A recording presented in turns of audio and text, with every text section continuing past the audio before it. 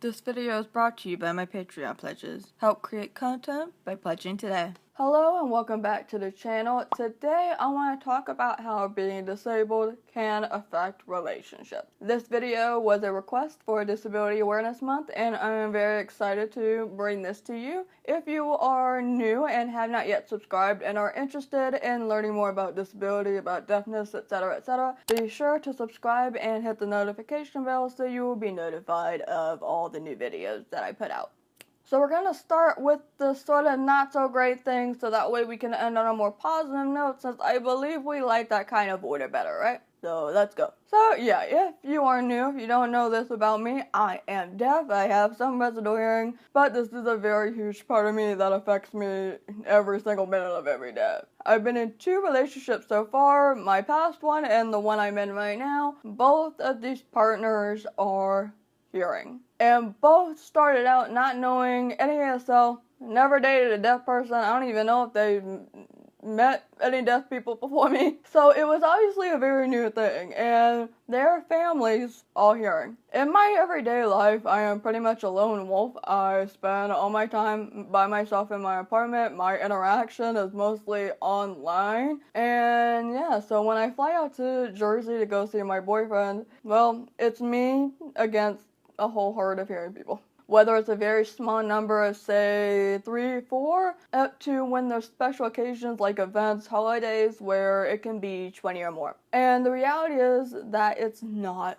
always accessible, unfortunately. So my boyfriend does have the Big app where he will write out what he wants to say to me, and he's also learning a little bit of ASL. And the good news is that he did tell all of his immediate family to also download the app. So most people do use that to type to me when I need it. Of course, there are some that tend to forget or they just don't. And that also really does tend to happen. The biggest moment is during the special events where there's just so many people. They're just meeting me for the first time. And it can be a little bit frustrating and overwhelming. Being in big groups, dinner table syndrome can happen. We do have some Android users in the family, so we do have Google Live Transcribe, which sometimes works well and sometimes gets way too overstimulated. There's too much going on. The Google Live Transcribe ends up being me at the dinner table, basically. And nobody else besides my boyfriend is learning ASL. I'm trying to make that change happen just a little bit, but so far, it's a no-go. But there is some typing involved, which is a huge help. I also have chronic pain and fatigue, which means that if we're going out somewhere and I'm not prepared for it, if I don't really know about it ahead of time, it can end in a disaster. A really big disaster. Either I'm not going to be able to go at all because I do have a flare-up and I kind of seem like the Debbie Downer. This also applies to when the whole deafness thing comes up. There was a point in past relationships when I officially stopped going to anything because I couldn't handle being overwhelmed and it being me against them. It was just, you know, unfair. So I quit. But then when it comes to the pain part, it's slightly a little bit different just because my body simply just won't let me. So we went to a football game, my first football game ever, and in the middle of it, because we were outside, my pain flare-up was just so high, and then I was getting really, really tired because it was so hot, and I was constantly whining and things like that. I didn't want to be a Debbie Downer. I didn't want to seem like that girlfriend that's so nitpicky and doesn't want to be around us and whatever. It's just, I could not help it. It was not my fault. It was my terrible, disabled, pain body that was fighting against me, and it sucked. And even if we're not doing anything big, like going out and traveling somewhere or walking around like New York City, which is a huge walking area, obviously, we can be in the house doing next to nothing, and I'm gonna have a pain flare-up or a fatigue flare-up, and I need to go lay down away from everybody else and just not do anything. Sometimes I feel like the lazy girlfriend, like when we were at a party, it was a birthday party celebration we had to set up. I sat. I sat and watched everybody unload, pack it, set up, and as much as I would have liked to help, because that's the polite thing to do, I knew that if I did help, I would be completely wiped out by the time that the actual thing was happening. And I feel like that would have been more awkward because that's what I came over for. And yeah, sometimes I feel really bad about it. I know it's not my fault.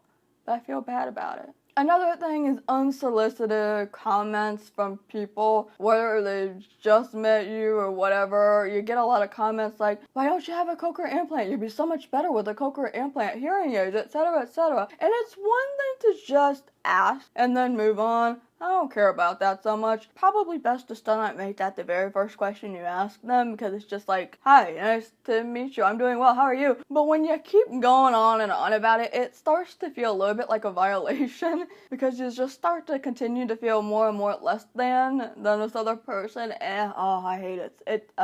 It's so stressful, it's so humiliating, and it's not just with the comments, it's when I need to use a wheelchair or cane, and I know other people can very much relate to this and anything else I'm talking about. And then because of that, there are times when like the two partners may butt heads, so the able person and the disabled person, because the able person doesn't really understand what's going on. Like, they can see it and they might know the facts and they hear the stories, but because they never actually have to experience it, maybe in the future, but not at this particular moment, you never know what's going to happen in the future, they don't really get it. So they'll be like, oh, they didn't mean it like that, or, you know, educate them and things like that. It happens with everyone, and from all the experiences that I've been told and that I read, it sucks. And sometimes you might end up fighting or things like that because they may not be able to get it. I remember my past relationship when flare-ups would occur, and so say I needed to film something, but I was way too tired, I was way too much in pain, my entire back was hurting, even my rib cage felt like swords were being stabbed into my ribs, and I had to lay down.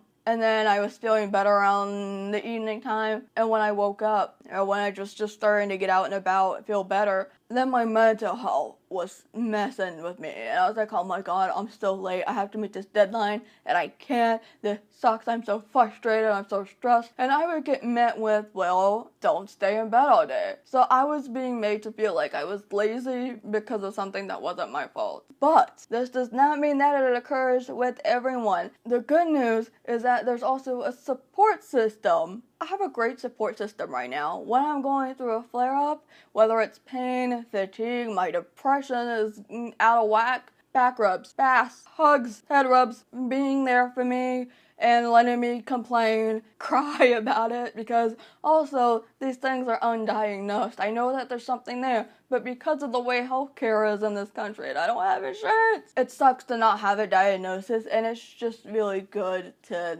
be able to have somebody that understands, and if they don't understand just because they don't actually experience it, they'll still be there for you and they're willing to learn. What's also great is, as much as I hate when sometimes, you know, if I need to get somebody to write for me or type for me, or if I need a chair at the airport and they're being a little bit hesitant about it, the employees, or they're just downright don't wanna, they don't wanna listen to me. And I hate when they don't, but sometimes after a while, you just get so fed up with it that they don't want to listen to you. It's really helpful sometimes to have the hearing person or the other able person there. So partners will be like, no, you need to look at her when you're talking, not me. She is your client or she is your customer. I needed a wheelchair because this past weekend was so bad for me pain-wise because it was just non-stop moving around and no real prep. And when the TSA guy was asking, does she still need to be taken to the gate in this chair? My boyfriend's mom was like, yeah, that's why we got it. My boyfriend's mom is also sassy, and I love it. Overall, really nice to have someone to back you up when some people are being oppressive and they just don't want to deal with you. And lastly, being able to teach somebody a new perspective, a new culture about a new community to them. Obviously, deaf people or disabled people are not new, but not everyone's met a deaf or disabled person in their life. So it can be nice to teach them about that. Now, is it our jobs completely to be like the professor who's going to give you homework and read from a textbook? No, Google and books still exist. But before, I remember my boyfriend being like, deaf people, so I've read some stuff on the internet before, and I'm kind of like, But then I came along, and he's like, okay, alright. And just kind of leaning away from the initial thought about people and going more towards this new perspective. So then, partners are now learning more about accessibility so they can use that to teach other people that they may come across. Maybe they're going to do something, they're going to some other event that's not as accessible as it should be. Even if I'm not there or there are disabled partners out there, they can still be like, hey, well, the other disabled people that live here, maybe you should do this for them and have this and that. Also, partners who may not have known American Sign Language before, you're learning a new language now, or any other language. So yeah, I think those are just a few ways that being disabled can affect relationships. No relationship is ever perfect, whether it's an all-abled relationship or a disabled, abled, deaf, hearing relationship. It does take work, it does take commitment, but it can work out. To those of you in an able, disabled relationship, let me know how things have affected your relationship. The good, the bad, the okay. Leave your story down in the comments. Let's have a conversation. If you'd like to help translate this video, I will have a translation link down below in the description box. Always huge help. Thank you so much for taking the time out of your day to watch this video, and I will see you later.